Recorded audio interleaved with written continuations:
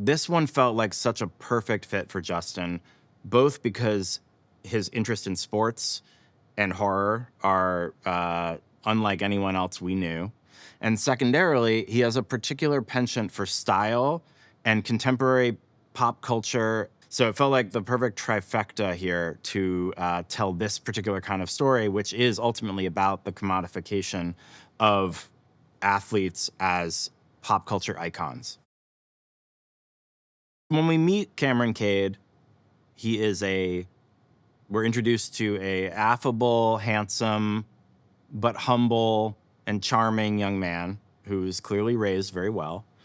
But we also know there's a tremendous amount of pressure looming around him because he is being perceived as not only potentially the next great quarterback of all time, but also there's rumor that maybe he will become the #1 draft pick after the combine. And possibly he might even find his way onto not only the team that he's idolized as a young man, but possibly even playing with his hero.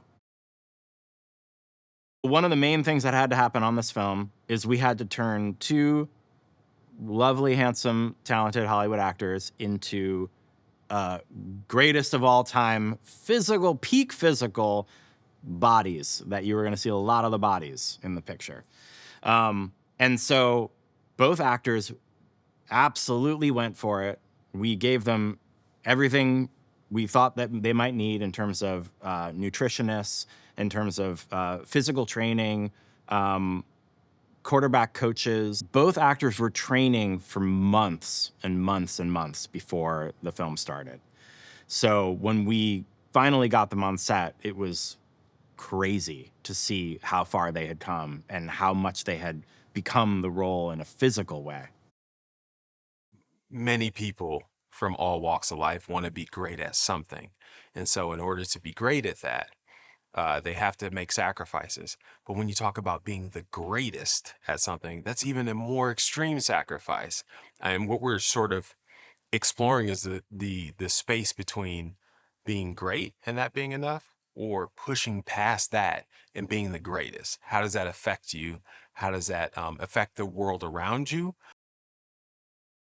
It was extremely important to bring in Jordan Palmer to talk through the psychology of a quarterback. The guys got to train alongside folks who were getting ready for the draft and dealing with the psychological complications and the ups and downs and the fear of the unknown. So the mindset itself is very important to the position of quarterback and important to the characters in these films. And then, of course, the next side of that is the mechanics. And Jordan worked with these guys tirelessly with multiple sessions where they traveled down and got the footwork right. So your feet are the most important. Most people think that to play quarterback, it's your arm, but it's actually your feet, and your feet connect to your waist. You have to create torque so you can get drive on the ball. So those things, Jordan was very instrumental in coaching up for both Marlon and Tyriq.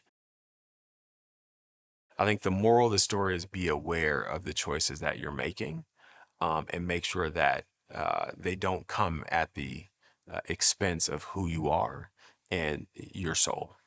And so in the sense of where typically we would say the moral of the story is this is right and this is wrong, I think the moral of the story is awareness in this case. It's the wisdom to know the difference, not necessarily to judge what is right and wrong. I think this is a perfect monkey paw film because of the mischief involved in the idea alone. You know, this is simply a movie that shouldn't exist, and that's kind of what we love at Monkey Paw. Something, something that you're not supposed to do, something you're not supposed to touch, something that is culturally sacred, and to figure out how to cross that boundary in a way that brings everybody along. So yeah, and I'm so happy with what Justin has brought us. Him means a lot of things, but in the context of athletics, it means the guy. It means the goat. It means the one person who deserves respect among all other athletes. There's always one. And this story is about the fact that the existence of the GOAT, of him, perpetuates an entire world, a cult-like world, obsessed, where everyone, kids, adults, we're all obsessed with him at any given time. In order to be the very best at any one of these sports, I mean, these people have had to make sacrifices. They've had to make priorities that other people aren't willing to make. And this is a film that asks yourself, what are the very best capable of doing, and what are they willing to do, and what do you need to do to get to that position? I love horror that comes from daytime. I love horror that comes from all the things that feel like they're bright and energetic and shouldn't sort of contain a scary element. Now, when you look at sports and the world of professional sports, there's so much production put into the joy and the ceremony of it. And, you know, what it ultimately is covering up is a lot of people destroying their own bodies. And so there's a horror underneath. And I love sports as much as the next person, which is why I love the way this movie is able to appeal to me as a sports fan, but also indict me for my love of sports at the same time. It's rare you can see in one performance somebody, the child in somebody, and the grown-ass man in them in the same performance. And that's the sort of journey he goes on, and he hits some sinister places, he hits some very dark places, and he hits some very fun wish fulfillment places. And yeah, you just can't take your eyes off him. The ladies like him too, is what my understanding is. That's what I've been told. When I, read the script, immediately obsessed with Elsie. I feel like I can kind of relate to her in a sense. I've also dated men who were goats in their field, so I know what that feels like. And then, trying to also make a name for yourself in their shadow. But, she calls the shots too, She kind of sneaks up on you. You don't really know what to make of her, if she's trustworthy or not. I love Elsie because she came from, humble beginnings. She had to not necessarily work hard, but she had to work smart. She learned how to manipulate situations in her favor. She learned how to do a lot with a little, and it got her to where she is now, running multi-million-dollar companies. She's built an empire for herself. And, but at the same time, I think Isaiah is so great because he has her in his corner, building him up. And, she sets the bar high for him, and she has expectations for him. And so they're kind of the perfect match because they keep each other on their toes and kind of always striving for more. And I think it's a successful relationship. I always say that, the crew and the cast is only as good as its director, and if the director has a bad attitude, it kind of trickles down the chain of command and everybody feels it. But in this instance with Justin, who has just been so amazing, so understanding, and also just very intuitive, and and also so open to experimenting and doing improv and trying new things, and he kind of lets us do what we want to do, and that's always just the best because you can maybe even get things out of the story that you wouldn't have otherwise. I definitely wanted the bleach brows to stay, and that's kind of her subtle rebellion against the beauty standards that are pushed on women. So I think she's edgy. I think she's really cool. She's really with it. She's me. He's hitting the end of the road and is most likely going to have to walk away from the sport, which is torturous as an athlete because, you know, if you're a painter, you could paint until you're on your deathbed essentially. But when your work and your love and your craft is sports, there's a ticking clock. So there's an inherent and finite end, and then you have to live the rest of your life without that. So I think we're meeting Isaiah White at this moment in his life of hitting crossroads, hitting that moment and not wanting to let it go. Tyriq's character, Cameron Cade, is like entering this situation where it's, I'm going to learn and I want to emulate and become him. And he'll eventually be confronted with the choice of, will he follow the exact same path Isaiah or take his own path? Marlon's so good in this movie. And it's the same thing where it was like, Marlon was perfect because he is a GOAT in his own category. I don't think he's been given his flowers, and I don't know if he's had the opportunity to be that kind of leading role with this kind of range. So I was so excited to give him this opportunity to just showcase what I think, at least I knew he was capable of. In all those moments where she's on screen, she's basically ended up being the comedy relief. And I knew it, like, it's very, like, meta. It's very kind of self-aware, the movie at times. So she understood the assignment. And there was a really amazing collaboration in terms of, like, what was scripted and then what she was improvising. And, yeah, I wish we could print all the dailies that she was going off because they're funny. They're very funny. We're leaning into the psychology and the psychological horror, which means at any moment, it could be a visual cue, it could be a sound cue. You don't know what's going to hit you. And that's the fun. We could take it really dark and terrifying. I know that some people want to look away. And that's okay if you look away. It's okay. No one's judging you. I think when I read the material, I was instantly interested because I'm a fan of horror and B of sports. And before A and B, I'm a big fan of Jordan Peele and the Monkey Paw brand. I just feel like he does really quality stuff, whether he's whether Monkey Paw is producing or Jordan's actually directing. He's always been I've always wanted to be a Clay in his world and see where that goes. And I only did horror parodies because I was such a fan of horror movies.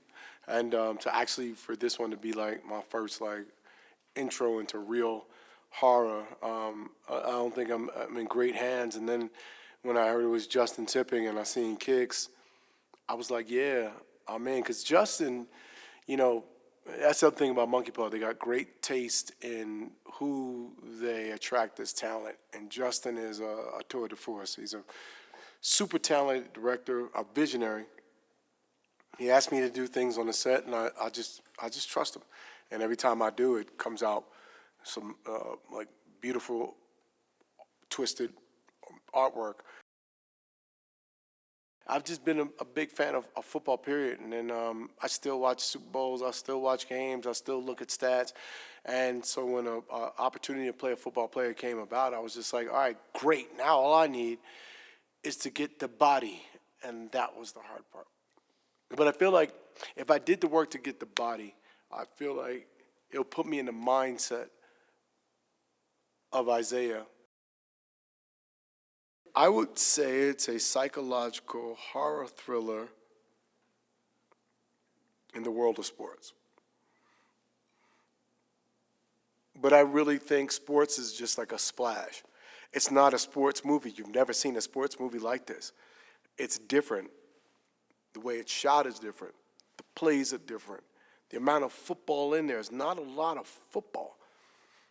This is more about like fame and the devils that come with it. It's like a double-edged sword. I think Isaiah needs Cam to be successful.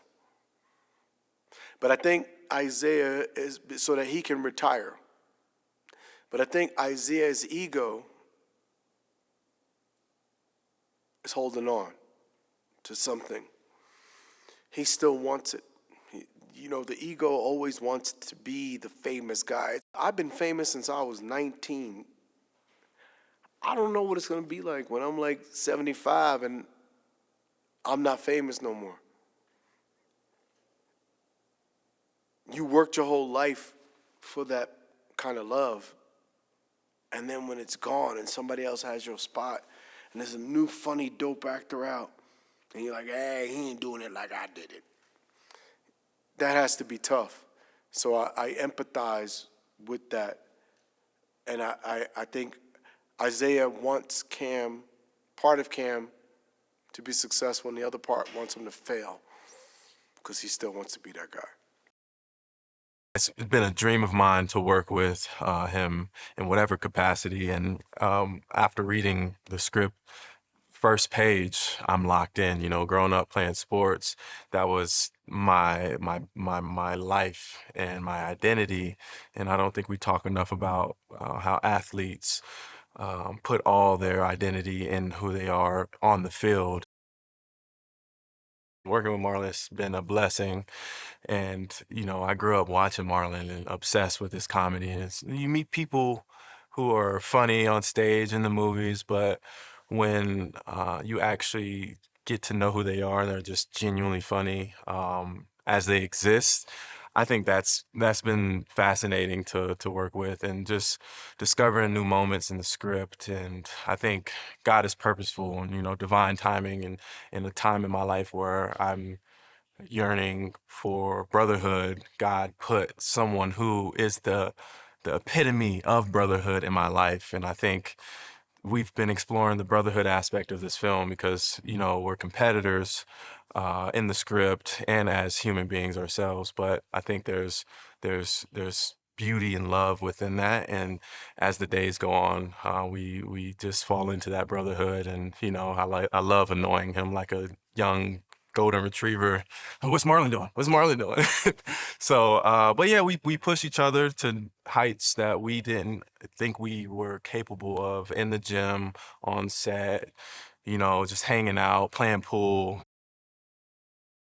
When we first meet Isaiah, Cam puts his trust in who he is. It's like meeting any hero of yours. You're like, oh, he's won 8 rings. He's Isaiah White. He's looking out for my best interest. And then as time goes on, you start to see that, the talent, the caliber which Cam is playing at is it's scary in a good way, and it starts to shake Isaiah. And I think he starts to notice and like clock certain moments, and it starts to take a scary turn to where it's your idol becoming your rival and literally trying to steal your life from you. Justin, man, he's such a profound storyteller, constantly taking me to places that I didn't think I could take myself. You read the script and you have an idea what the circumstances might look like, what are the stakes, and then working with Justin, he knows how to take you on that roller coaster of what am I experiencing? Where am I willing to go? There's vulnerable places that, Tyriq is afraid of, but, Justin knows how to walk you and tell you that everything is okay. Him is the person who doesn't need a name because they're so transcendent, they're so undeniable. And so much of our culture around heroes and sports and celebrities is all about that one person, and often it's a guy when it comes to professional athletics. And so him has become a little bit of a zeitgeist word right now. But I think it also has really interesting biblical allusions and mythological allusions, and it's kind of scary too. Near the beginning of the film, Cam is brutally attacked in a shocking and potentially career-devastating way. And so the rest of the movie after that is about, can Cam hold on to what really makes him himself and at the same time be able to chase his dream when the circumstances have been changed so dramatically for him? And that's his journey. Marlon Wayans is pure mischief. It's fantastic. I mean, there's a version of this character that gets played in a hyper dark, intense way. And while Marlon is certainly capable of finding those moments there, the undertone of it, the unsettling nature of his performance is that he's kind of funny. Is he messing with you or is he crazy? Is it strategy or is it madness? And I think that part of the fun of this movie is the puzzle box of a character that Marlon has put together in Isaiah, in that as an audience, you're not quite sure where he's at any given moment.